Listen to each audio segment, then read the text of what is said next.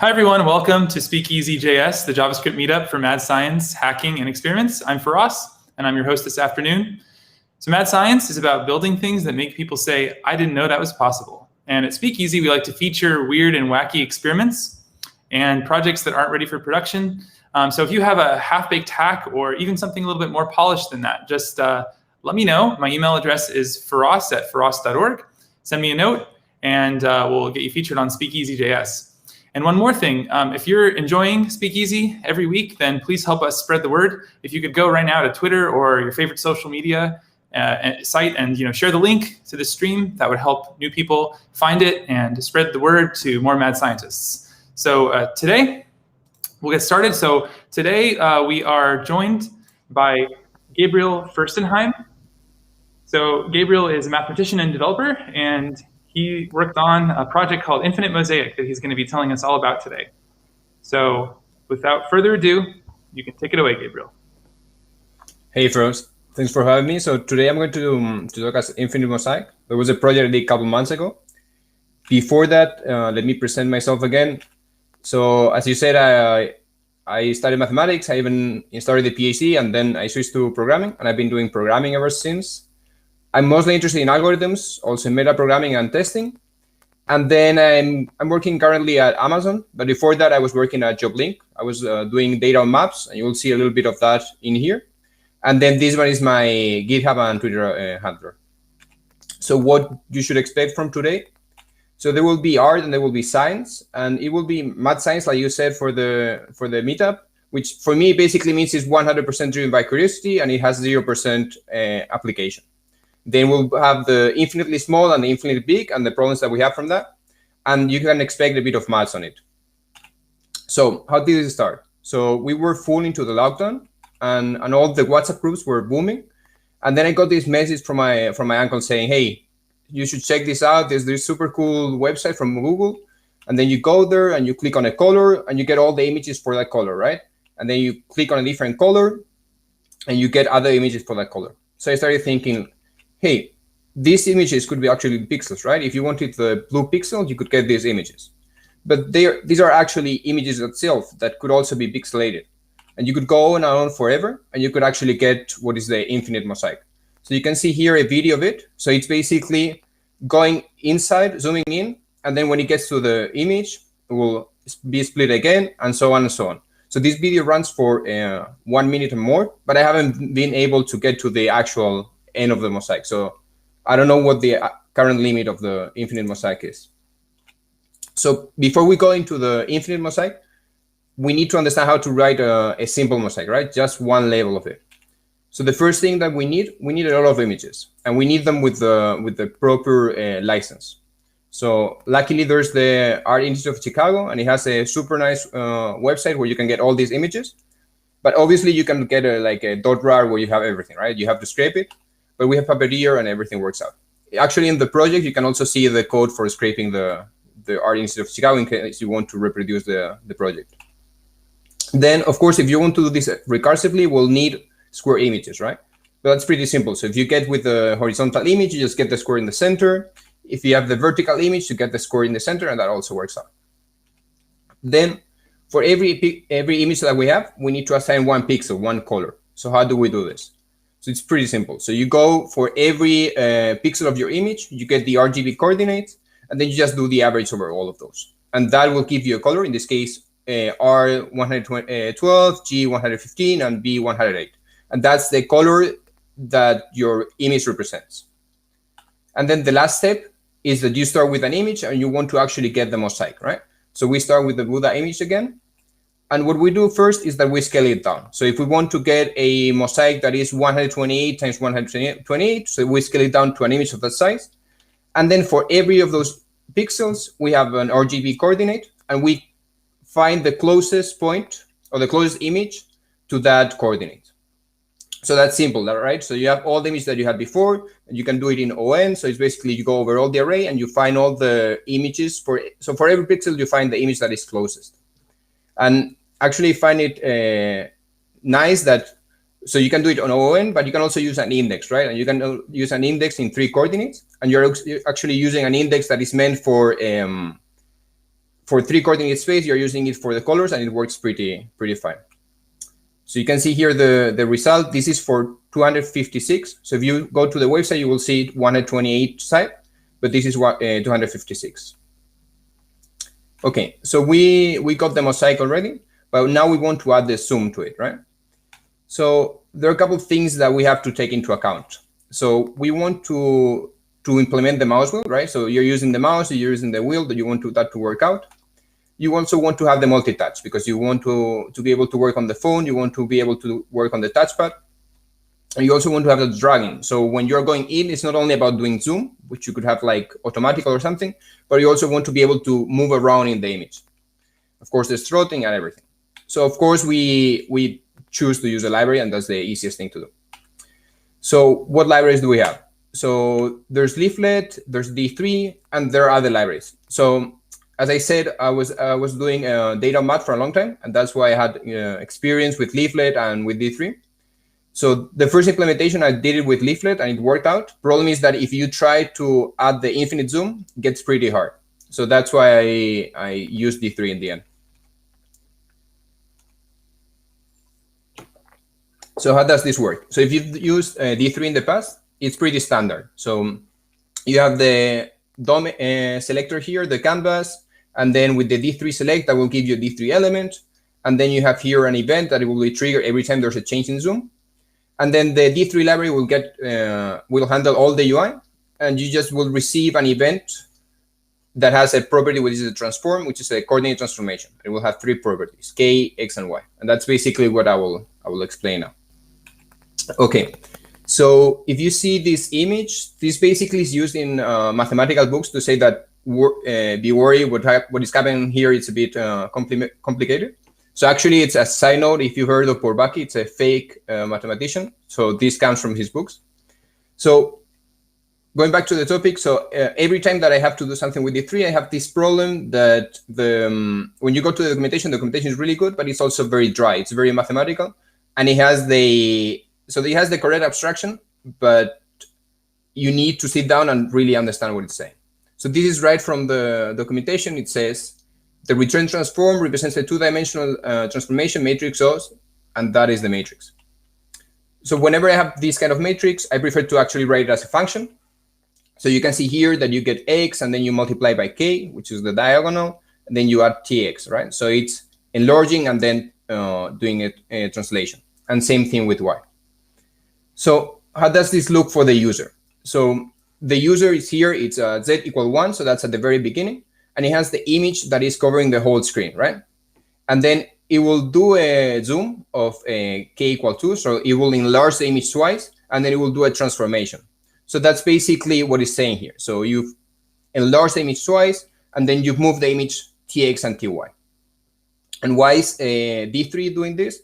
So D3 is giving you this because if, for example, you're using an SVG, you can apply the transform directly, and it will just work out. You don't need to understand what is happening below.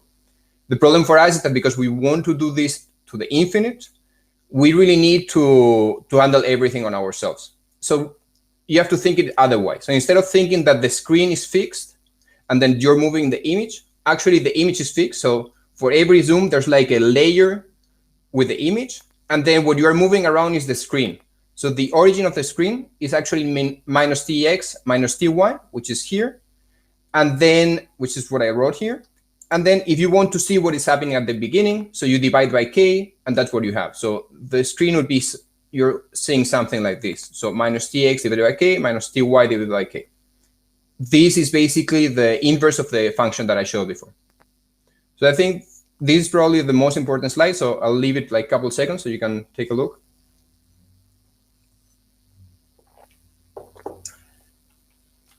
Okay, so as I said, instead of thinking that the screen is fixed, actually the images are fixed, and they're enlarging on the Z coordinate. They're making like a cone, and they're just fixed there, right? And when the user is moving, it's actually moving the screen, which has the same size along your space.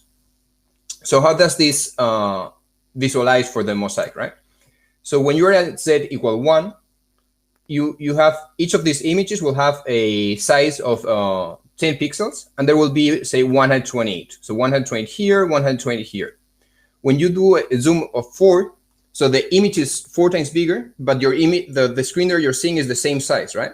So that means that the images itself are 4 times larger, so they are 40 pixels, and you have to see 4 times less, so you only see 32. Then you go 4 times bigger zoom, so now the images are 4 times bigger again, so 160 pixels, but you only see 8 of them. And then you go to zoom 32, so there are only 4 images, and they're even bigger. And then when you go to zoom 128, so that's 2 to the 7, so you start over. So now you will have again 10 pixels per image, and you will have it again 128. And that's basically how you do all the zoom. So that's the Mosaic with the zoom. Of course, if we want to do it infinite, there will be problems that we need to solve. So just because we are using float 64, that won't scale forever. And actually, that's the most obvious problem. There's another one that I will explain later. So as I said again, there's a problem with number precision. So if we are working with float 64, we just won't be able to do the infinite zoom. So why is that? So we basically want arbitrary large numbers, right? So we are working with images that are bigger and bigger and bigger. So basically they are scaling like 2 to the 7 times level. So level is the numbers of times that you split the mosaic. And we want constant precision. So we want to be able to move the number of pixels the same as if we were at the beginning.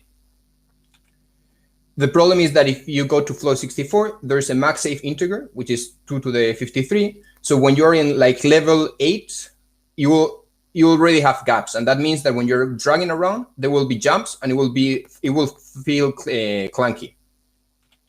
So you can, I try alternatives. I try, for example, Big JS. The problem with Big JS is that you have to fix a precision, and that gives you a number of digits. And once you go out of that, it just it starts to have gaps. So you have the same problem. So you could say, okay, I will use big integer, right? But the problem is that big integer does not support decimals. And the D3 library really needs decimals. Maybe you could fork it and avoid that. But that's a really completely different problem. But it's easy. We just implement our big decimal library. So as I said, what we need is that we just need a fixed floating precision. In my case, it was 32 bits. And then we just need infinite integer precision. So we just use a big integer from the browser, and we reserved, say, 32 bits for the floating part and the rest for the integer part. And the operation are really easy to implement. So this precision is just a big integer that has a 1 at the first integer bit, right? So it's like 0, 0, 0, 0, and then a 1. So how do you implement, for example, the floor operation? So this part is just it's only getting the floating part, and then you're removing it. So this is like where you're storing your number. So this is really a big integer. When you want to multiply, so you just multiply them as if they are big integers. And because of each of these are basically your number multiplied by this value, then you need to take away one copy. And then when you want to do integer division and floating division, it's the same thing. But depending where you multiply at the beginning or after, you get integer division or floating division. And with these 4 operations are basically the ones that you need to implement the zoom. Okay, so as I said, that you have problems with precision and floats numbers. That's pretty obvious, but that's not actually the biggest problem. So the biggest problem when you're trying to implement the infinite zoom is divisions. So what does that happen? So suppose that we are in some big zoom, right? And the user clicks here and it drags the image and it leaves the image here, right? So we want the image to move like that. And you already know what is the answer, right? So the origin of the image should just move T0x minus T1x and T0y minus T1y. So you do this subtraction, and that should give you the movement of the origin. So actually, the way that D3 is working is that it's going back to zoom equal 1. It's mapping these points, and it's doing the computation here, and then it's mapping back. But that just doesn't work for us, because basically what it's using is that if you do x0 divided by k minus x1 divided by k, and you multiply again by k, so you go back, it's supposing that this is the same as this one, but that is really not the case. And why is that? Because when you divide by k, for this to work, you need infinite precision to the right, which is really hard to implement. So what we need is actually to only work on this copy. We should forget that we are going to the beginning, just work on this copy.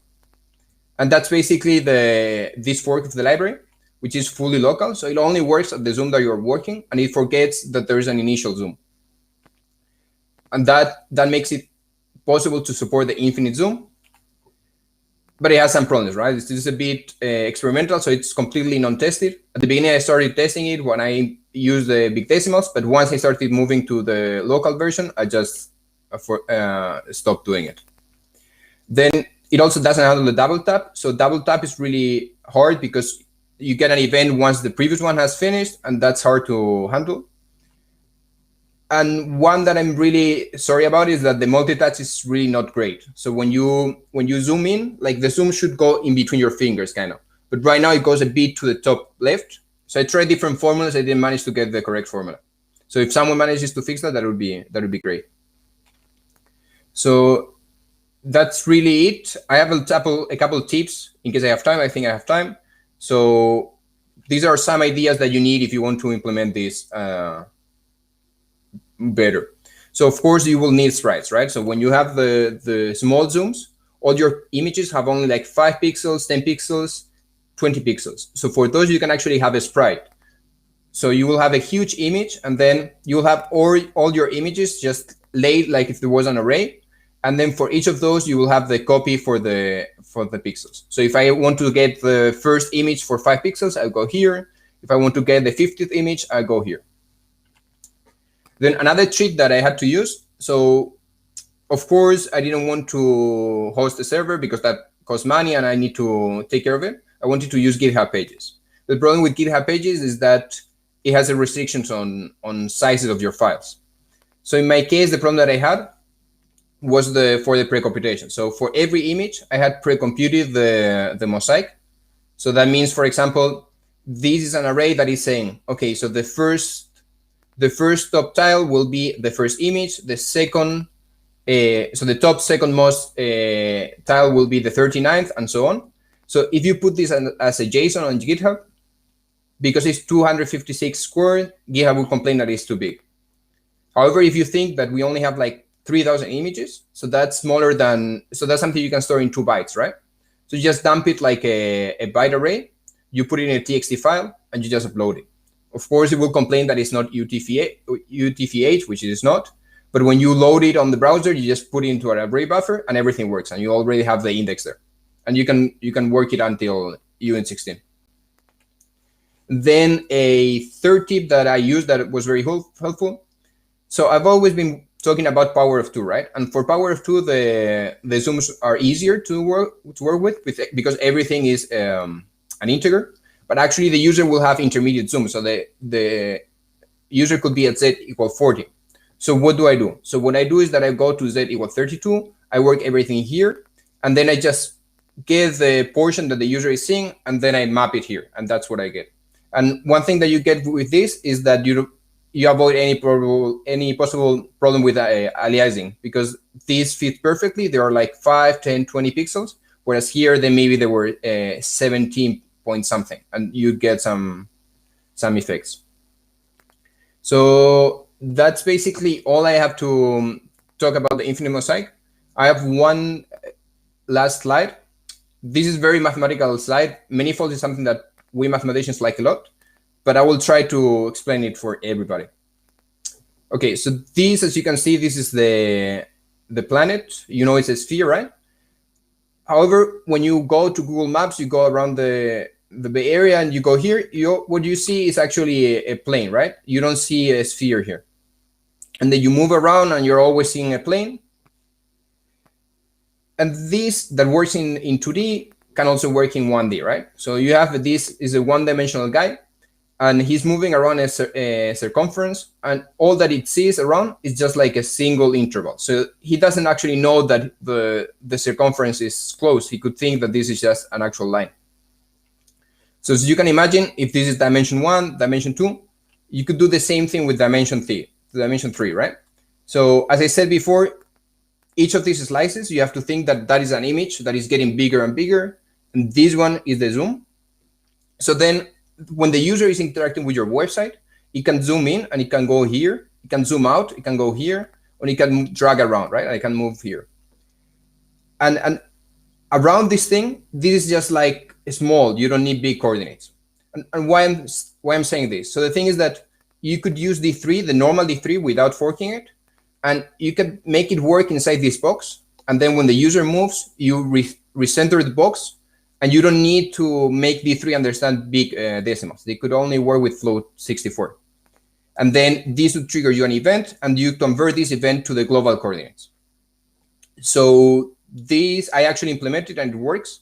The problem is that I didn't get the UX was terrible. So basically, the movement was the same at the beginning than here, but these coordinates are getting exponentially big. So it was getting harder and harder to move. So like if you had done zoom 2, you required double the effort to move the same amount, and it was getting really, really annoying. But I think this could be fixed. And if you fix that, then you are able to actually use the same D3, and you don't lose multi-touch or you don't lose double tap. It just works, but you need to implement it. So that was basically it. So thanks a lot. You can see here my handler account, and you can try the link here. Nice. Thanks so much, Gabriel. So yeah, thanks a lot. That was really interesting. And now, if you guys have questions in the chat, please feel free to post them, and I'll ask Gabriel your questions. Yeah, that was a great talk. Thanks for presenting that. And I had some questions that came to my mind that I'll ask you. So I've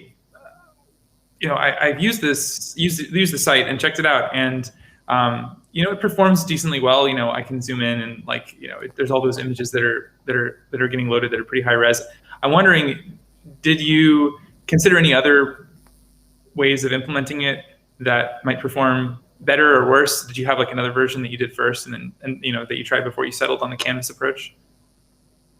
So the first approach was Leaflet, but I think it was also a Canvas approach. And I mean, did that? So it used Canvas under the hood. Okay, got it. Did you consider just using DOM elements and seeing how that would perform? So I actually think of it. I didn't get to implement it, but I thought of it. Yeah. I think I tried Leaflet. So when Leaflet, there are like two behaviors, right? So you could use the Canvas version, you could use the image version. So the first approach I did, it was just like getting the tiles really small. But if you do the tiles with 256 times 256, Leaflet just explodes, and it's super slow. And so I think that was the first try, and after half a day, I realized it was easier to do with Canvas, and it was working better. Okay, I've never used Leaflet myself. Tiny Fluff in the chat saying that Leaflet uses DOM image tags and CSS. Maybe, I don't know. Yeah, so I tried with Leaflet, and every mosaic, every tile would be a Leaflet tile, which would be an image element, but it was very, very slow. Okay, got it. Yeah, so there's actually something that you really notice when you're using the website is like the big level when you're in the 128 by 128. That's very expensive for the browser, and then like the moment you move out of there, it's super lean. But that part, because it's loading everything, it's very heavy on the browser. And actually, like there's a way to open it in 256 times 256, and that's really, really heavy. So at the beginning I was trying that, and then I just removed it to 128 because it was too much and it would feel laggy. And are all the images being preloaded in any way, so that when you get to the point where you want to load them, when you want to do that transition from like seeing like one big image to seeing suddenly all the the Mosaic version, is that like doing like all the image decoding and stuff right at that moment, or is it somehow pre-processed? So the way it works is that so every time you double, right, you go like to a next step, right? So at the first step, you have, say, 10 pixels, z equal 2 is 20, 40, and when you get to 228. So between 228 and 64. So once you pass 64, it will make the call to prefetch everything that you need, especially the mosaic. Okay, so that does that prefetch like just the image data? Like are you using the fetch API, just getting the data and then getting ready to put it in, or doing anything else? So it's only fetching the mosaic, so the deconstruction of your images. It's not actually fetching the sub images. So actually, that is something that I think could be improved. So I have the big loop has an await there that is probably killing the performance. So if you could prefetch all the images before, and then you know that all the images are there when you do the loop, it would be probably faster. Yeah, I think that's. I mean, if you're hitting the network while they're zooming and it freezes until that comes back, that's gonna for sure lag. So it's. I mean, most of the time you have all the images cached. So, but the thing is that it has to check the cache, so you have an await, and that also kills the performance. And there's also the decoding step where it's not just enough to have the data cached, but like to literally just to decode the like JPEG or whatever format image, that also can be slow. I mean, I really cache the image element. So I cache the image element, and then I have to only paste it to a canvas. Okay, got it. So then decoding is already done. Got it. Yeah. Got it.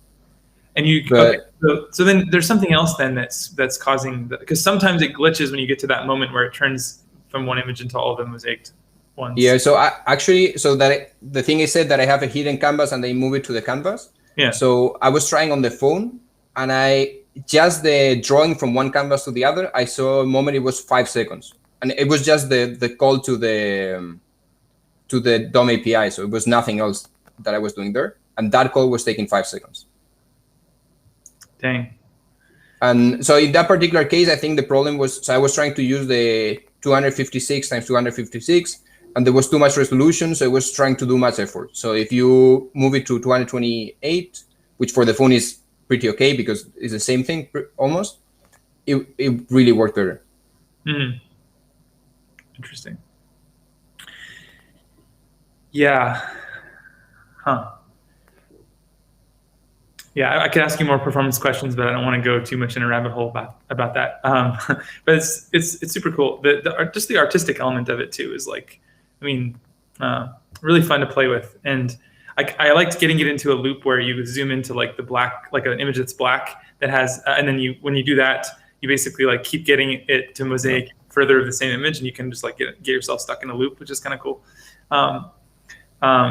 Yeah, other things from your talk that stood out to me. One was I liked that you said your library was fully non-tested. That's it's always good when this README and the selling points are very honest up front. Do you think that your fork is useful to other people for any use, or is it very tailored to this? So I think that if you want to do the infinite zoom for whatever, you probably need something like that. So it's. I had a lot of problems when I was trying to implement it. Mm-hmm. Yeah. What sparked your interest in this project in the first place? Besides your mom, you said one of your parents sent you that. Like, did you, have you done like graphics stuff on the web before, or was this like your first foray into that? Or like, I don't know, just kind of what made you want to like actually start building this? I think it was pure curiosity. So I hadn't done anything with the. I think I did the 13. What is the name of the competition that you have to do? 13K JS. That thing. 13K JS. So I think that was the only interaction I had with WebGL. JS 13K games. Is that the one? Yeah. Yeah, that one. Okay. Yeah. Huh. Interesting. Has anyone else tried to implement this? Like that you took a look at before you started working on it? Was there like prior art that you were inspired by? So I only found like a couple of questions in Stack Overflow, and nobody had an answer for that. So they were just like, yeah, try with DOM and see what happens. So the similar thing was probably you remember there was this video some years ago. It was like the universe scale, right? I would go from the universe to the atom, but that's different because that's more like an art thing that you have to design every part of it. You could potentially load it with any images that you want. It would work as well. Mm-hmm. That's actually a cool idea. Are you going to let people upload their own image sets and have it work? That'd be kind of fun. Yeah, I don't know, but you really need a lot of images for that. Right. So, I mean, you'd have a website that is like, okay, please upload 3,000 of your images and let us do the work. It'd be. I mean, if you could point it at your own photo library and do all the processing locally. I mean, because there's a new API in Chrome called the File System Access API, which is really cool. I've been playing around with it recently on a new project I'm building, and it gives you direct access to the user's files on their disk, and they can it can be kind of persistent access. So that means that like you don't have to actually read it all into memory in the browser. You just get like a pointer to the files, and then you can sort of do your processing on it. And then once you've like read it all in, then when you need the file, you can always just get the reference and read it off of disk and produce the image tag. I don't know. I'm not trying to give you more work to do, but I just think it'd be cool to like point it at my photo library and just say like let it like chug away for I don't know 5 or 10 minutes to figure out the color, the average color of each image, like you were saying, and then. But how big are the images that you're working on? Did you pre-compress all of them or something to the same size, or could it work on like if each of those is like a huge 10 megabyte photo? So the ones I was using they were 400 times 400, I think.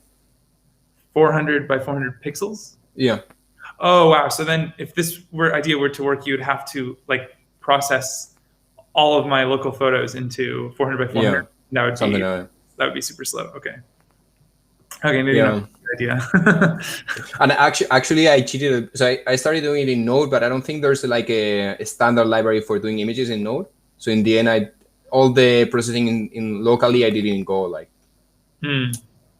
So initially, I was computing the Mosaic on the browser as well, but it also needed more computing time. So in the end, I moved it to pre-computed. So another message from someone in the chat, Tiny Fluff again, saying they remember in CompSci having to implement a Mandelbrot tile server in C and running up against the same float 64 issues around Zoom level 8 and 9. Fun to see the same thing like some law of the universe. It's pretty funny. I also think don't financial applications have the same kind of issue where they want to use, you can't be dropping cents here and there. Like, so you basically use something like a big int, and then you just have a fixed amount of cents tacked on the end, like similar to what you were doing. I think they do that. Yeah, but then for example in Postgres, I know they have this numerical thing, and it's basically like a ropes, and you can put as many decimals as you want. Normally, you don't do divisions on financials, so it's okay. What language? What was that? In Postgres database. Oh, Postgres. Yeah. Okay. Yeah, that makes sense. Yeah. Cool. Well, that's probably enough time for questions, unless there's someone has a final one in the next couple seconds. Yeah, I just want to thank you again for coming and sharing Infinite Mosaic with us. Super interesting. Always cool to see more art on the web. There should be more stuff like this. It reminds me a little bit of those Chrome experiments that were, back when Chrome was promoting that whole thing. There was so many cool art projects that I would run into there and stuff like in the demo scene. I always love to see that kind of stuff and play with it. So thanks again for presenting that to us. Thanks to you.